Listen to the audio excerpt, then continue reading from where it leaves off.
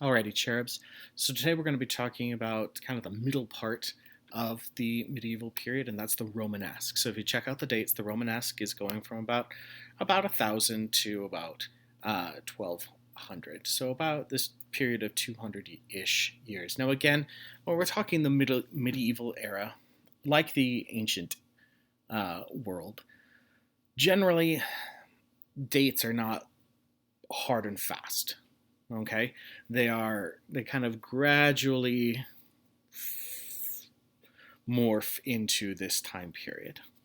Alrighty, so there are a couple clips that we're going to be watching today, so here they are, and again they're going to be linked down below.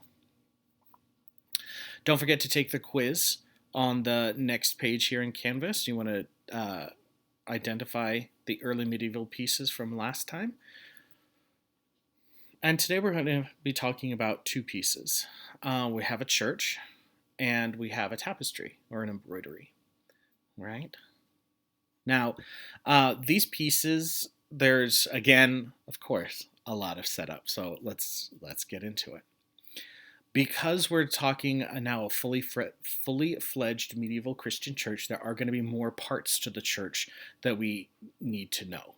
Okay, so we have the pieces from the interior of the cathedral, and we have the pieces from the exterior of the cathedral that we need to know and be able to articulate. Okay, so today's theme is Judgment Day. So you want to be able to make sure you jot that down in your notebook. The theme for the Romanesque is Judgment Day. Romanesque art means Roman-ish or Roman-like, in the Roman style. They're going to call it that because they're going to start to build really, really big again, and in their minds that they equated big buildings with the Romans. They're going to be using stone. They're not going to use concrete. Okay, that concrete technology was lost. They forgot how to do it, and so they're going to be building out of stone, and they're going to be building as big as they can out of stone. All right. Now remember, building out of stone means that you have to have some really fat walls, really thick walls to be able to go high. Again, think back to building with Legos. If you make a single Lego tower, you can only go so tall before it falls over. And the same thing with stone. You can only go so tall unless you make the base that much bigger. All right. They're also going to be using the arch here in the Romanesque period, which is going to remind them of the Romans. And with the arch comes vaults. Okay, the arch extruded, pulled out. And so we're going to see all of that today here in the Romanesque. Originally, it was just used to, the term Romanesque was just used for the buildings, and then eventually it just came to incorporate everything in this time period. But our story actually begins with pilgrimage. Okay? Go ahead and give this clip a watch. It's just going to give you, this guy's going to go on some ancient pilgrimages. He's going to visit some ancient pilgrimage sites around Europe and around the Mediterranean, just to kind of get a sense of what pilgrimage is. Pilgrimage is when you go on a holy journey. A journey to visit a holy site. And for the early or the medieval Europeans, pilgrimage was very important.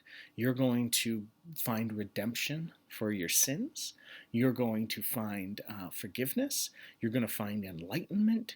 You're going to find all sorts of, you're going to gain spiritual power. You're going to gain currency with heaven. It was a way to demonstrate your faith and your ability to overcome obstacles. Okay? These guys we call the pilgrims because they were on a religious journey. They were seeking religious, they took a religious journey out of England to find a place of where they could practice their version of Christianity. Okay, so that's why they're called pilgrims, is because they went on a pilgrimage, not to a well-established site like these other pilgrims are going to do, but to find a place where they could be left alone. All right. Now, Romanesque art begins with it begins really with the year 1000. People are going to be concerned that the world is coming to an end, Judgment Day. And if you recall 2012, when there was that big thing like, oh, the world's going to end, the Mayan calendar, blah, blah, blah. Similar thing, or even in the year 2000, which now you're too young to remember, but even in the year 2000, there was kind of this buzz in the air of like, ooh, end times. Okay. Same thing in the year 1000. That was a thing as well, where people were concerned for the welfare of their souls. Um, Crusades are going to begin shortly thereafter, well, within 100 years of the millennium. And the Crusades are going to, they're going to be a call from the Pope to send able-bodied young men to go to Jerusalem and capture Jerusalem and take it from the Muslims. Now, there's a couple reasons for this. Among them, you've got a lot of unemployed young men. Populations are starting to grow. Okay, people are the turbulence of the last couple hundred years is kind of settling down, and populations are starting to grow. You've got excess manpower. What are you going to do with them? Again, unemployed young men cause revolutions. No good. So the Pope sends them on a crusade. Now the crusade, check out the word crusade. It comes from the Latin, okay, for the Latin word for cross. We derive, the word from cross, like a Christian cross, from the same word, and it comes from cruciare, which means to torture. Okay?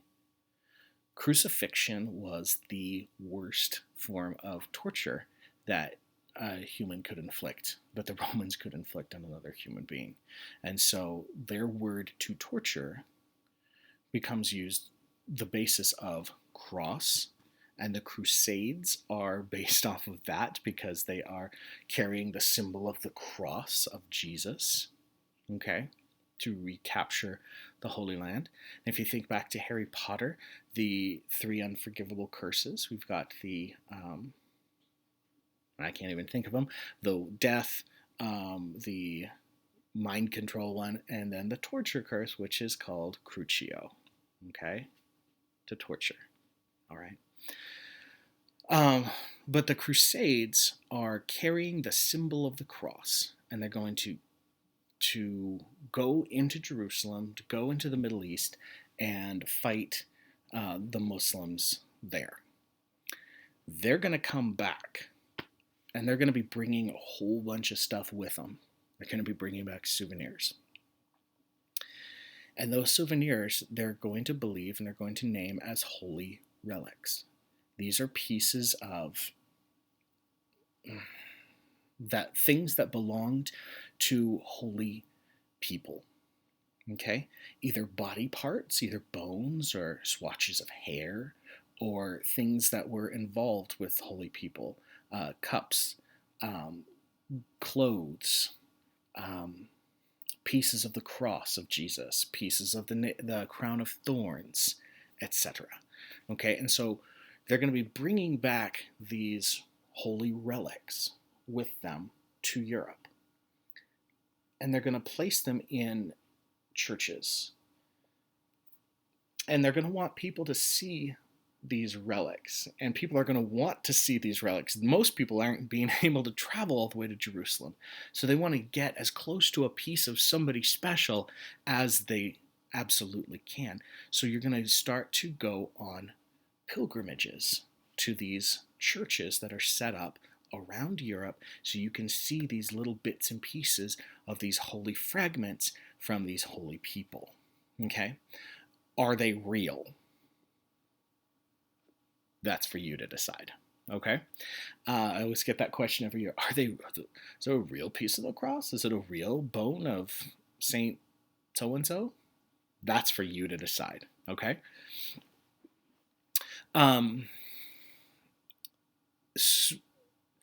And because people are going to start to flock to these churches, and people are going to start to travel to these churches, they're going to need to make the churches bigger. All right. And because they need to make the churches bigger, they need to start investing in stone because they have more people. And that's how we start getting the Romanesque style. All right. Now, again, people are going to start trading. People are going to start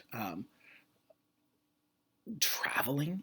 And this is something that hasn't happened for several hundred years. So this really gets people moving again in Europe, so that they feel comfortable moving around, trading with people, expanding their economies, expanding. So local governments are going to get bigger, and they're going to become national governments, etc. And it's going to have this ripple effect that leads us eventually into the modern world.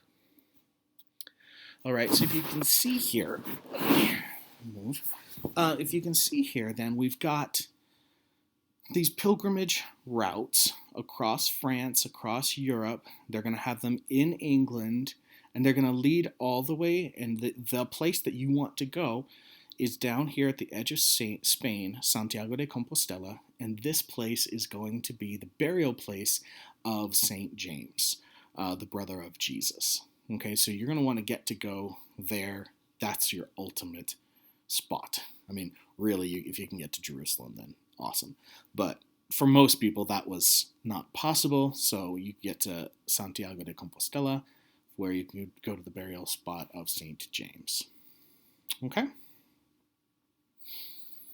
So again, like I said, when you come back from Europe, you're going to, come back from the Crusades to Europe, you're going to want to build a church to thank God that you came back in one piece, as well as to have a suitable repository for the relic that you brought back.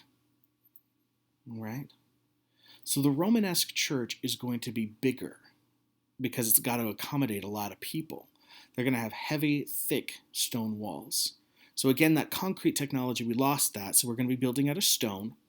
We're going to have stone ceilings that are going to replace the wooden ceilings that we've seen earlier. We're going to have buttresses on the outside to help hold up the buildings.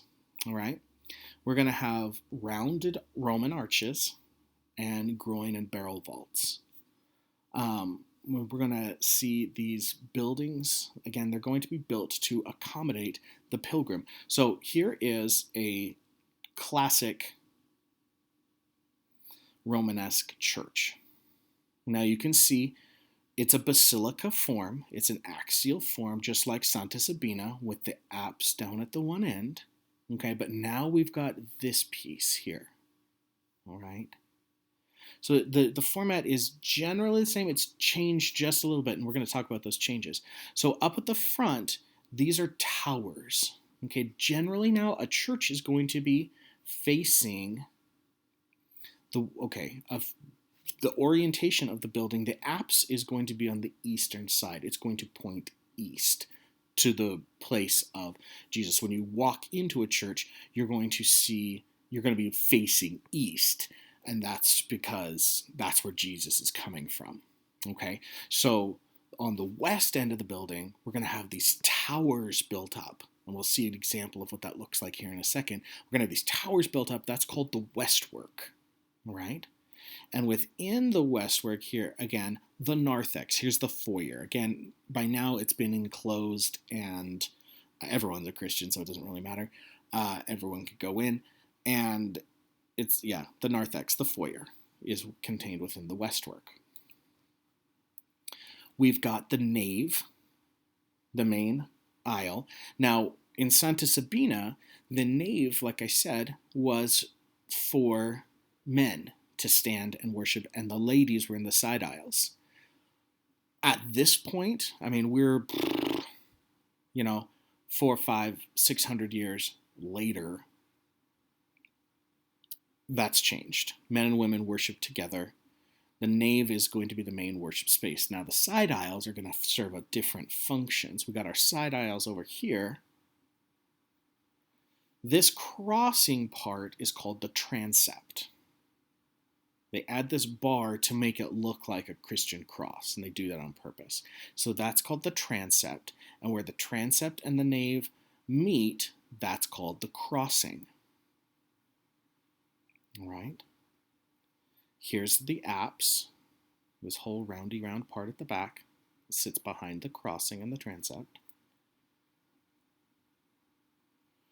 This area right inside, the inner part, is called the choir, because that's where the choir would stand.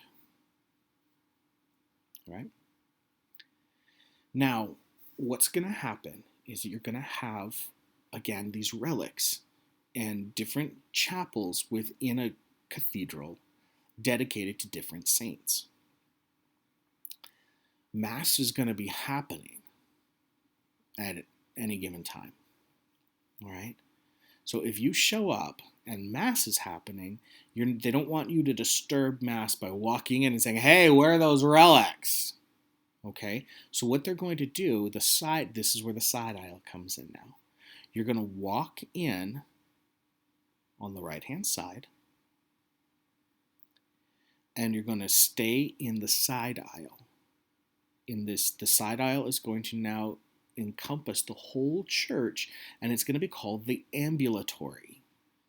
Ambulo, from the Latin ambulo, ambulare, ambulavi, ambulatusa, it means to walk, the place of walking. Okay, so we're going to ambulate, circumambulate around, and you're going to stop in these. So Mass is happening right here, people are worshiping, so you're walking along in the side aisle, not bothering anyone, and you're going to stop and pray in these radiating chapels. Okay? These radiating chapels are going to be little chapels dedicated to so-and-so saint, as well as containing the holy relics, so that you can stop and gaze and see the holy relics, and you keep walking around, and you enter out the other side. Okay?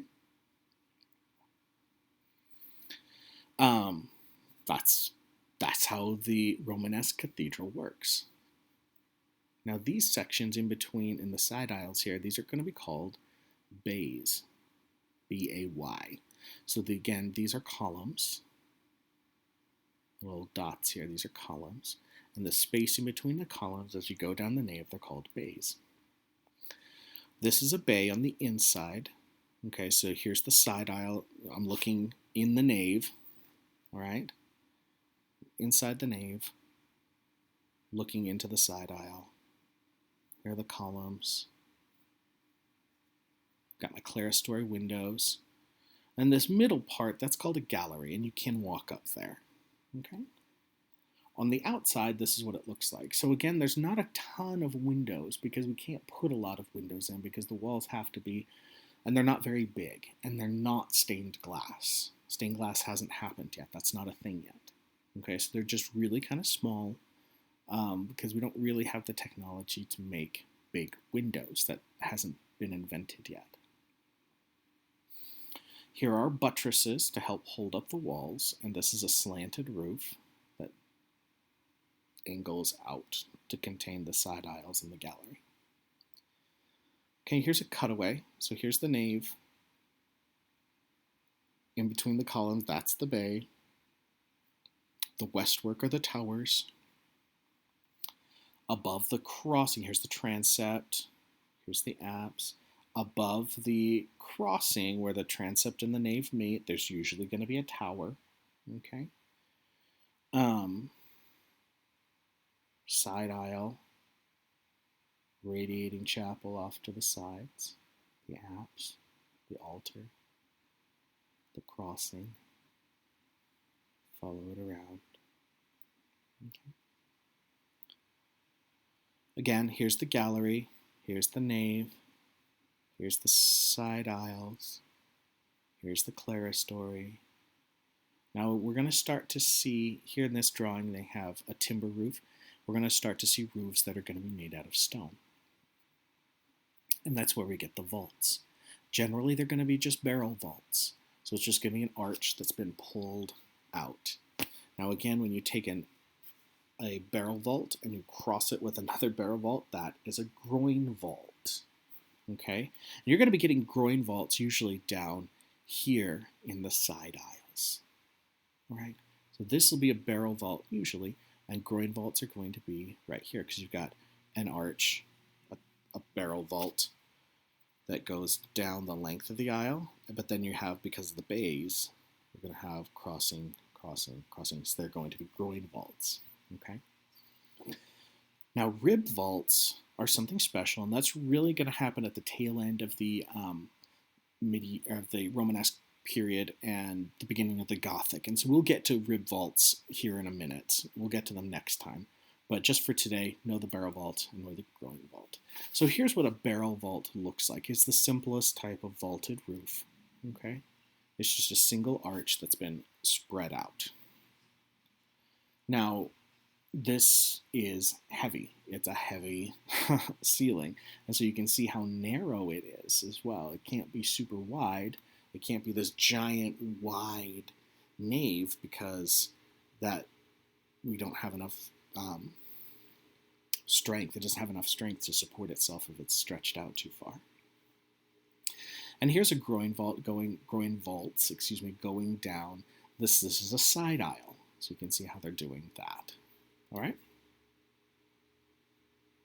Now the rib vaults, again, you can see how they have these ribs. It's a groin vault, but they have these ribs on them, and we're going to talk about these when we get to the Gothic. So just to introduce them to you today, so you can see what it looks like, but we'll talk about these, why they become important during the Gothic, during the next phase. All right.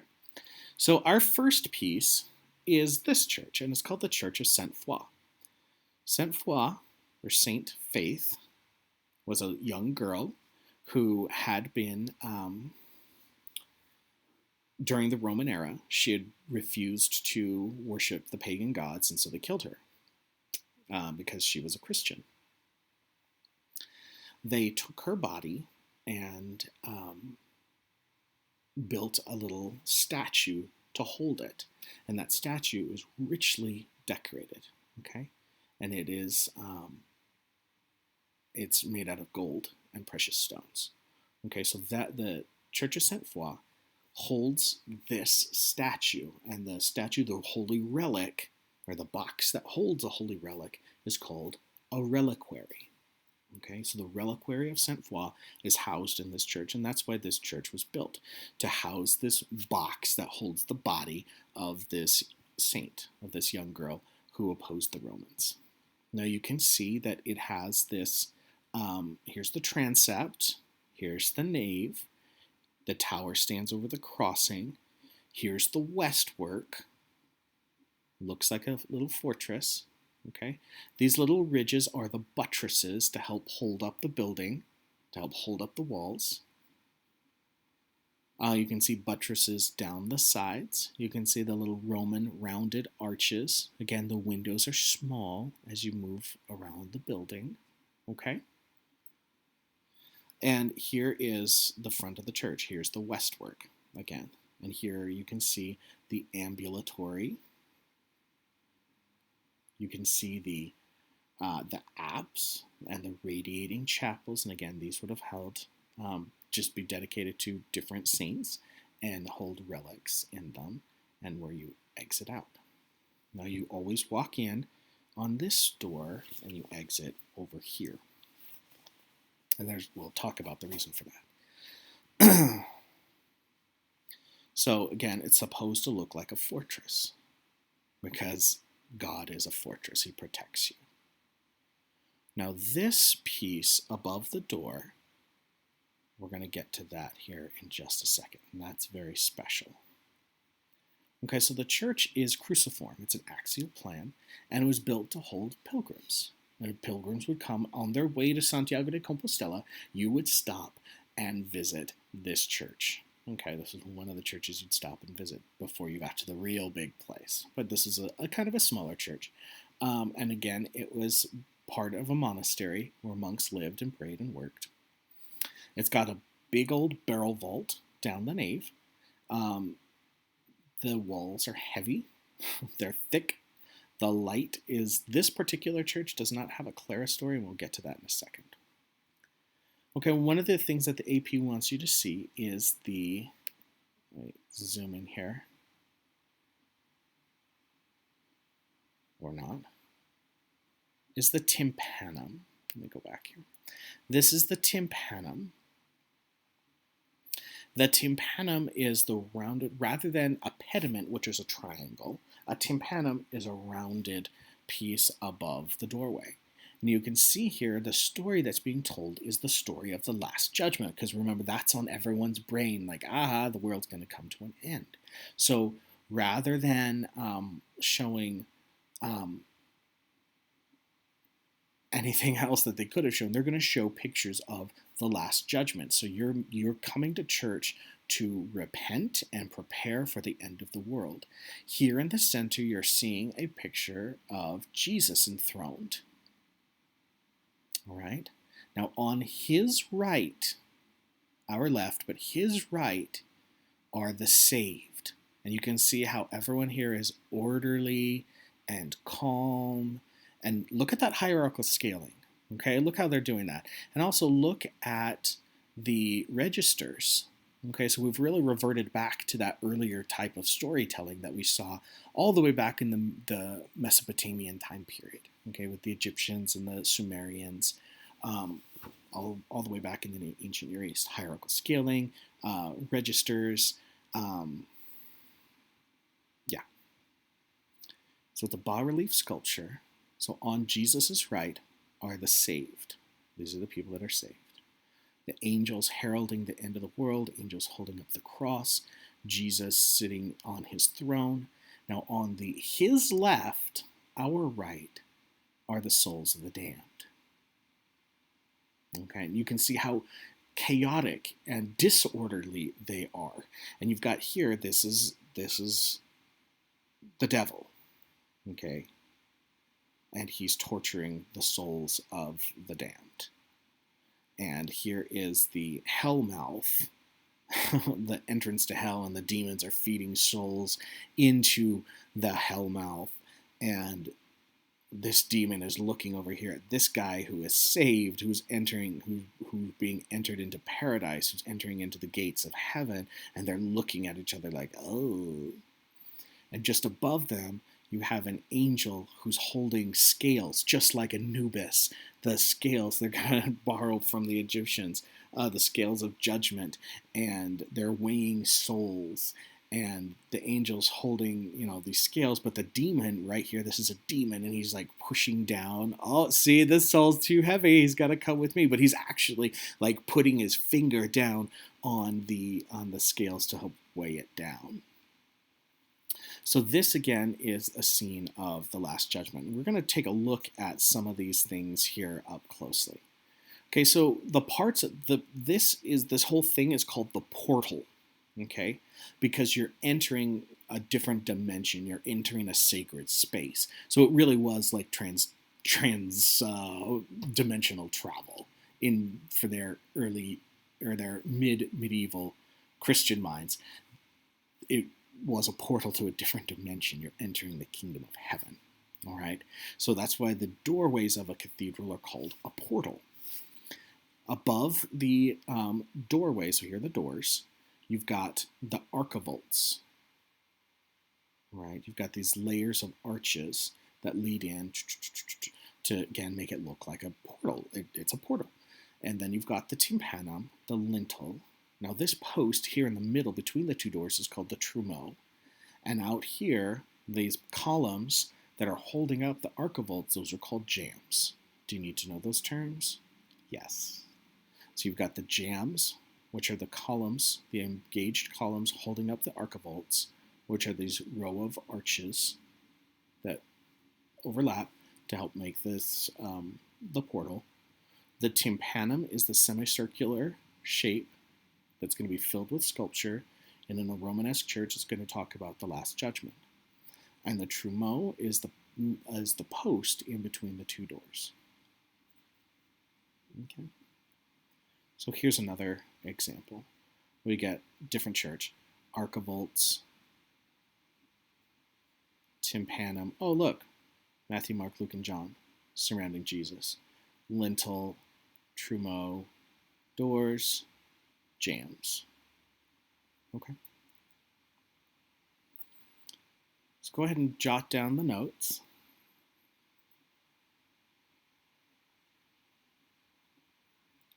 Now, I'm just going to go through some of these real quick because if in the presentation you want to see all of these up closer, you can. This is a breakdown of everyone. So here is Sainte Foy right here, and she is praying, and the hand of God is descending from heaven to receive her. Again, these are all linked. These will take you in so you can see, and it'll explain who all these people are, who all the sinners are, who all the saints are. I just want to see a couple of them. So we got a procession of saints here, and we've got this guy and this lady. Now, you can tell that they were once brightly painted here in the tympanum. Again, the church was brightly painted, and there's a little bit of that pigment still holding on. We know this is Mary because she's wearing blue. Okay, she's the Queen of Heaven, and she wears blue because she's the Queen of the sky, the Queen of Heaven.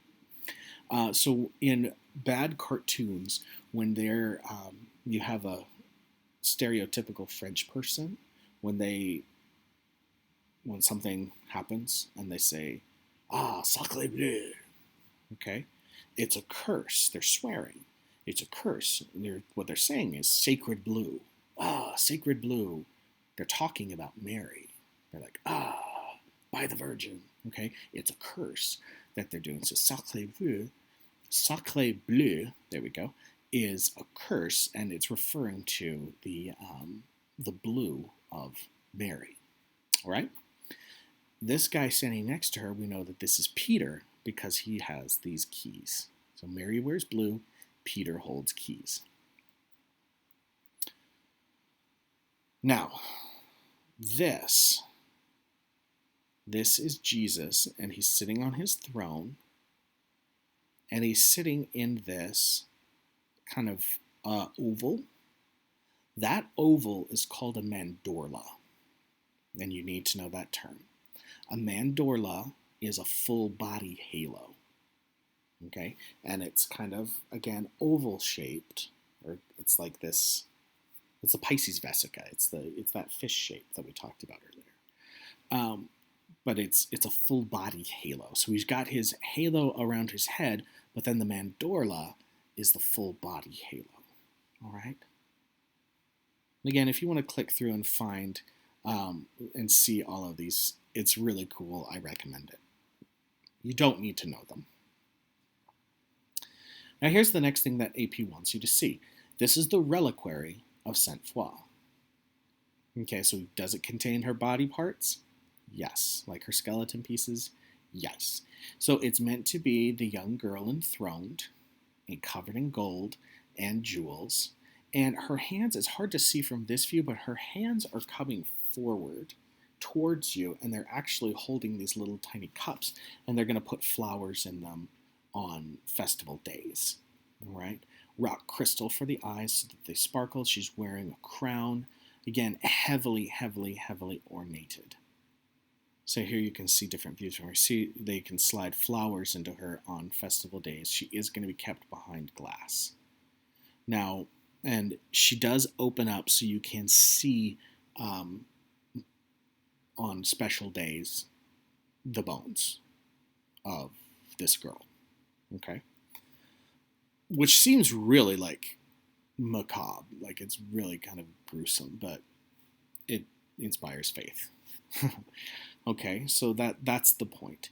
Now, this reliquary is supposed to be one of the, it's very large for being how old it is, okay?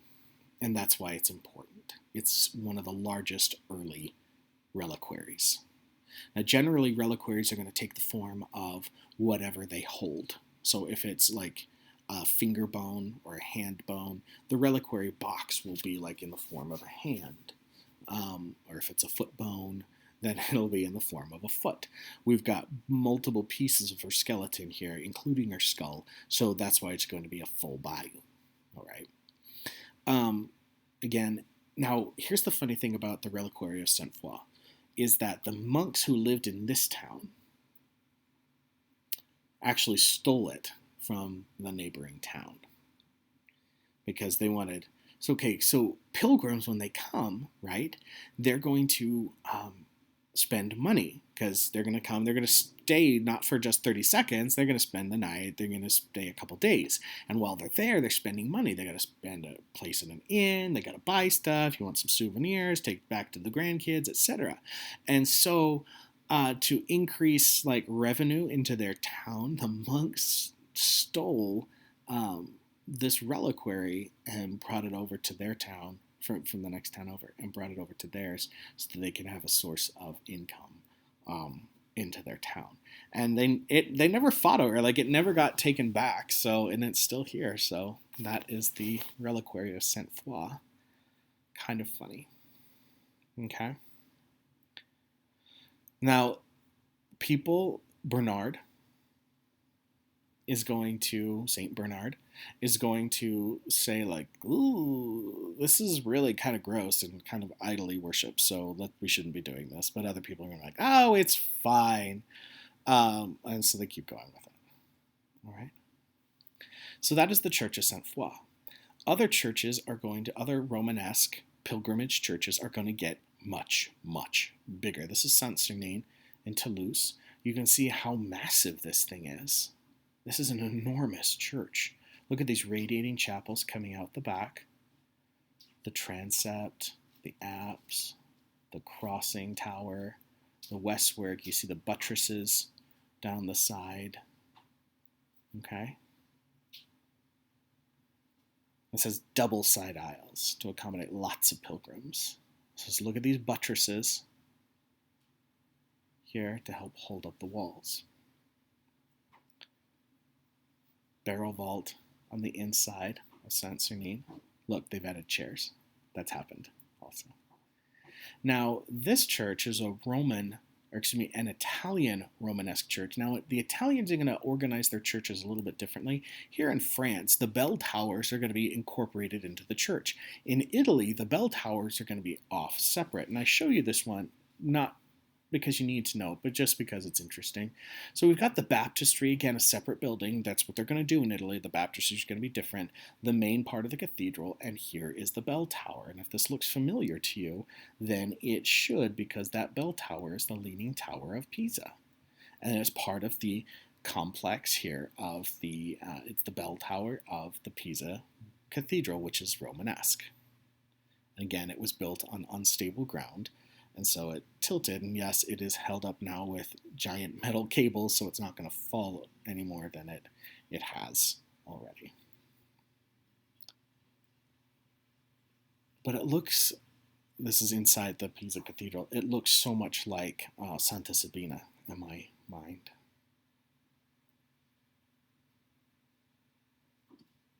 Okay. So those are the churches. You need to know the Church of Sainte Foy and her reliquary. Now, up in England, so that's our religious piece, we have a secular piece now. Secular meaning not dealing with the church, not dealing with sacred things. And what it is, it's called the Bayeux Tapestry. Now, the Bayeux Tapestry is not really a tapestry is woven. Okay, it's the colors and the imagery is woven together. This is an embroidery, which means they've just taken fabric already woven and they've used colored thread to sew it in. We call it a tapestry because it's very, very large. Okay?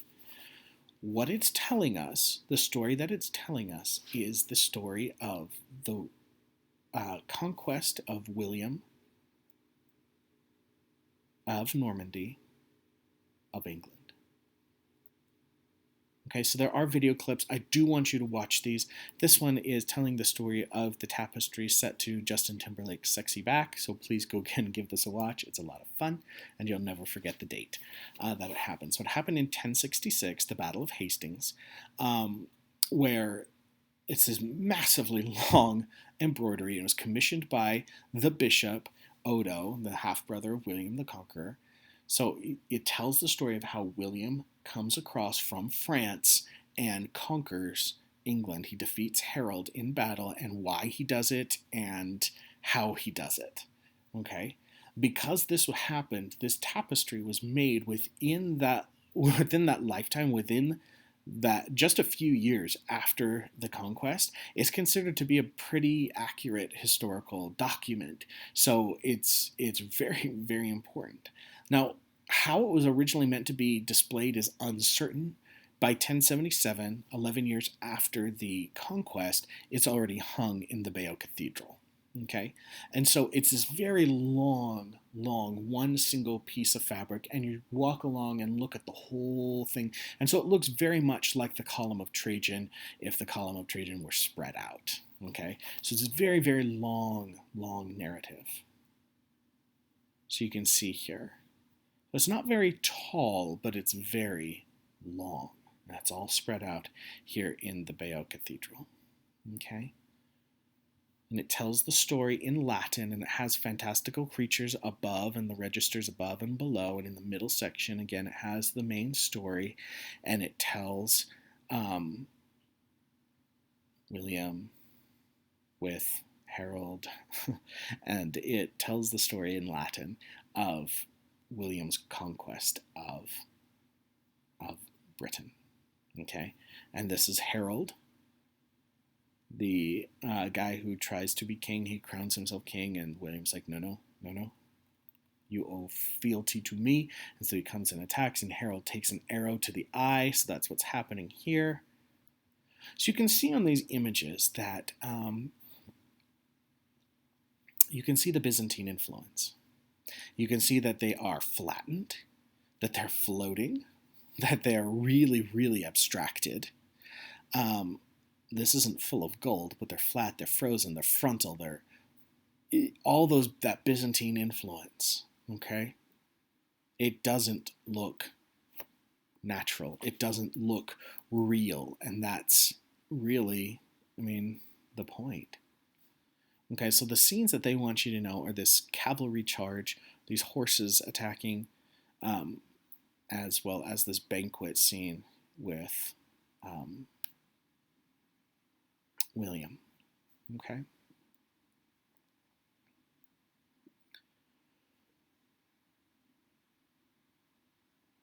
Ba-dum-ching.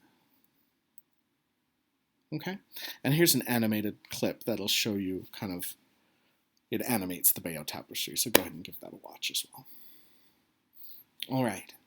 So the Romanesque is where we start to get large architecture again, and it harkens back to the Romans with its building out of stone, with the arches, with the barrel vaults, and that's why it's called Romanesque. Pilgrimage is going to be set where people are going to travel around to try and see these holy relics brought back from the Crusades, and it stimulates local economy. It gets people moving again and exchanging ideas, and because normally people were but to this point, people were just living and dying in their same village and not even leaving their village ever. So now people are getting up and moving around. Pilgrimage is important to the idea of salvation, that to prepare yourself for Judgment Day, you need to get up and go and see and demonstrate your faith. The Last Judgment is important, and it's going to be depicted on their churches, their church walls, the tympana, and manuscript painting and weaving are going to become important art forms. And that is the Romanesque. So I hope you've enjoyed this. Next time we're going to talk the Gothic period and go from there.